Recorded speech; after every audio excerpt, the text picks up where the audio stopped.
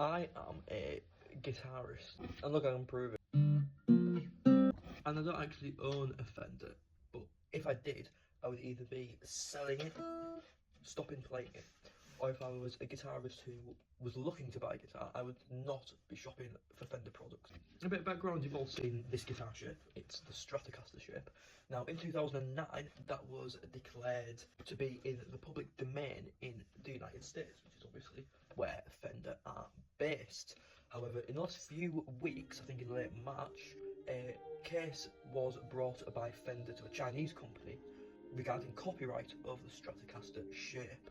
Now, the Chinese company in question did not turn up for the court date, so the case was awarded to Fender by default. Now, off the back of that court case, Fender have been sending out legal letters to European-based guitar manufacturers demanding both the earnings from said manufacturers and the closure of their businesses. And you might be sat there thinking, there's this random guy on the internet, they designed the shape 70 odd years ago, it's their intellectual property, they're entitled to try and protect it.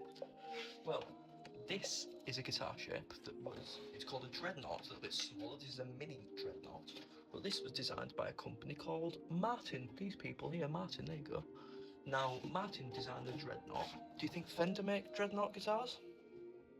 Of course they do. Naughty, naughty Fender. Now, the current situation with Fender is because of their decline in standards, their poor quality control, and the crushing weight of capitalism, meaning that everyone is essentially poorer.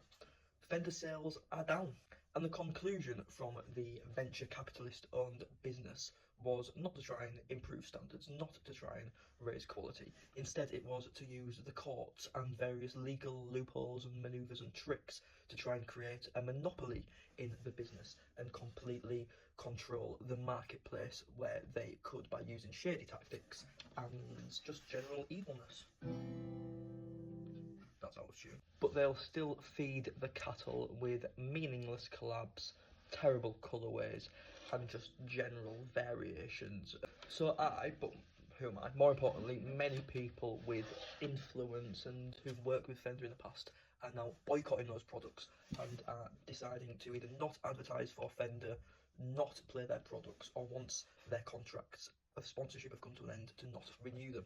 And this isn't just Fender, this is happening all over the place. The fallacy of eternal growth and putting growth over everything. It's starting to become clear that it's exactly that, a fallacy. Because companies have been putting profits over people for years now, and it is wholly unsustainable.